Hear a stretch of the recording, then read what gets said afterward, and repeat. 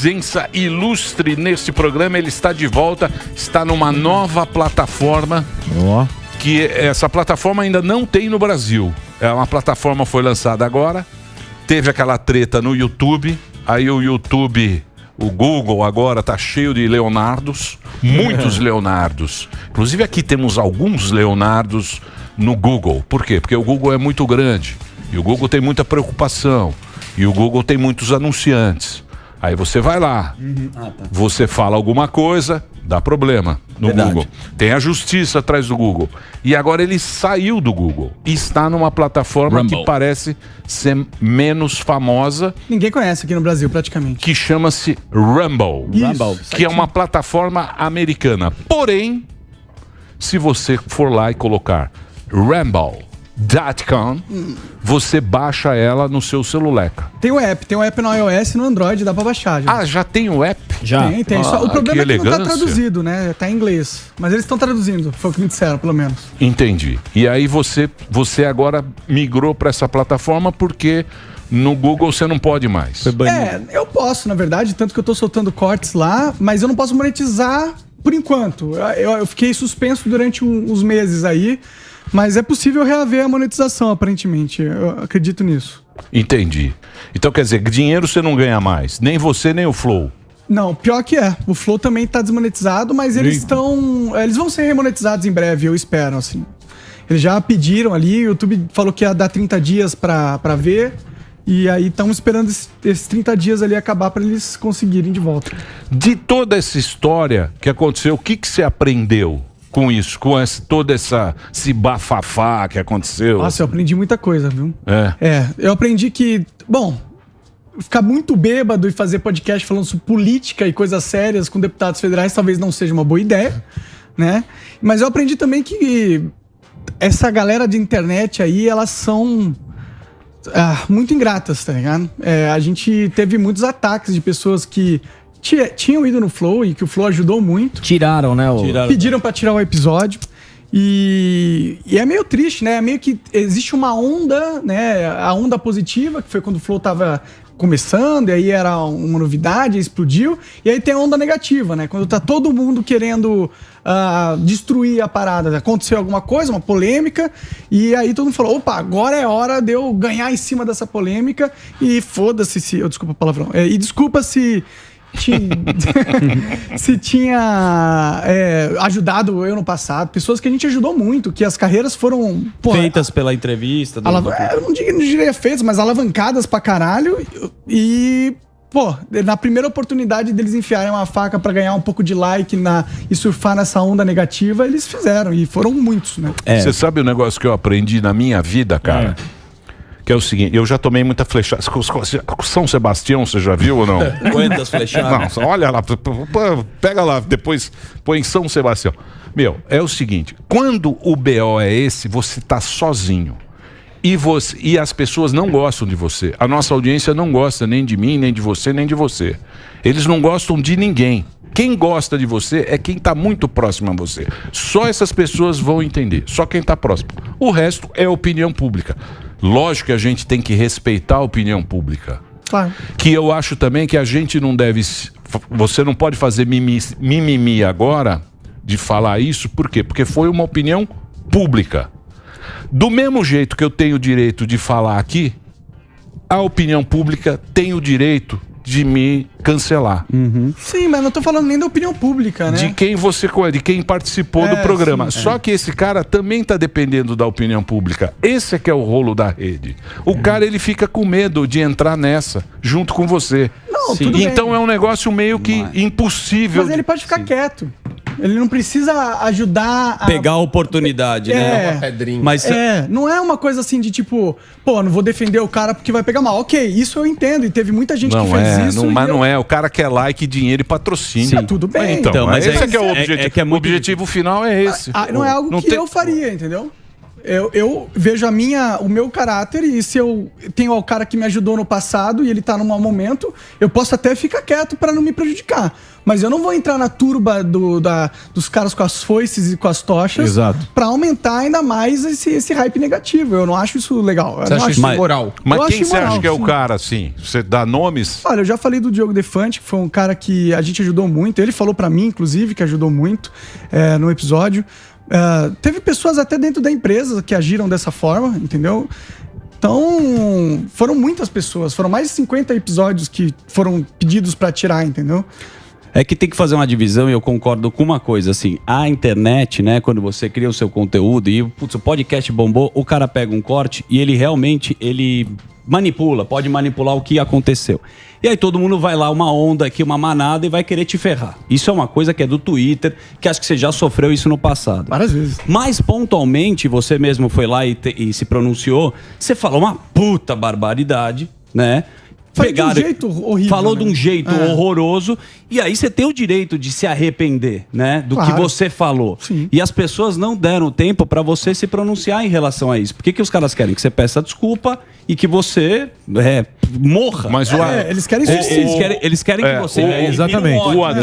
O Adrilles, exatamente isso que você... Porque o Adrilles me ligou de madrugada, até eu tava com o Emiliano e falou, puto, o Adrilles vai se ferrar, porque ele deu tchau, printaram o negócio e colocaram. E aí o Adrilles falou, porra, eu não tenho nem como me defender. Eu falei, mas não tem defesa nessa hora, porque a histeria é tão grande.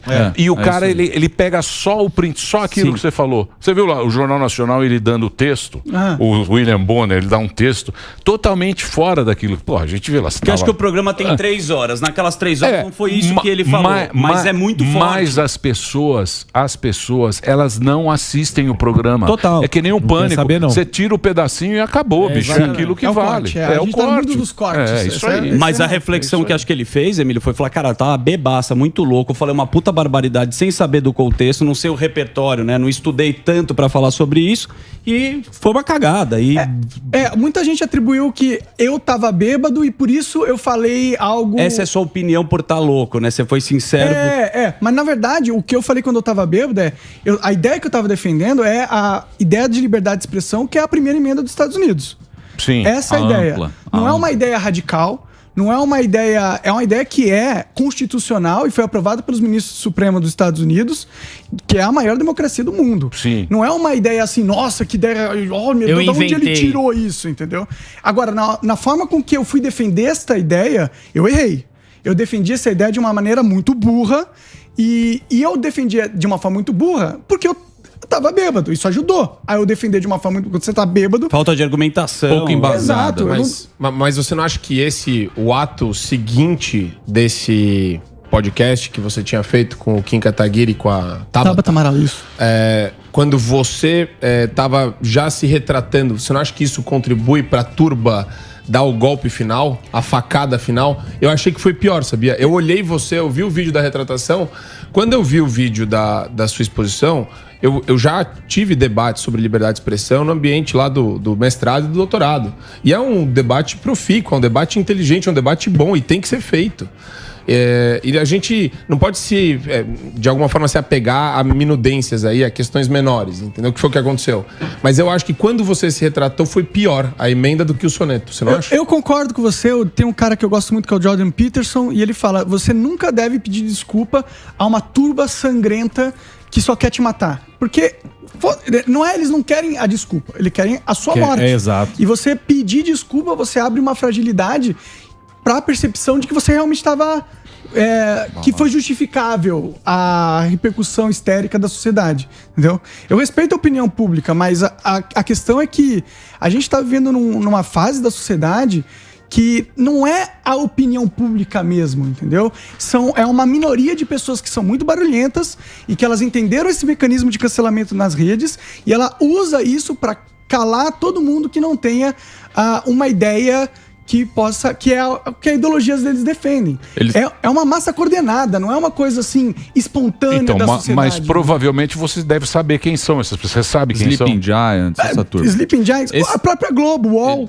Eles todos. Cara, Universa. Falei Puta, do agora vem, aqui, hein? vocês querem Eles falam, Universa do UOL. Eles falam que Crucifica macho tóxico. eles falam que é o renascimento da humilhação pública depois de 180 anos de calmaria, né? A gente teve lá em 1837 na Inglaterra, 1839 nos Estados Unidos, a queda da humilhação pública, mas a internet trouxe isso de volta 180 anos depois. E é uma ferramenta política, né? E dá certo. E quanto mais dá certo, mais eles usam. Porque, tipo, né, eu fui cancelado. E depois o Arthur do Mamãe Falei foi cancelado. O que foi cancelado? Aí não sei quem é cancelado. Danilo. E todo mundo é cancelado. Isso não é uma coisa espontânea. Isso é... As pessoas perceberam que tem um jogo e elas estão utilizando esse jogo para destruir as figuras políticas que elas são contra.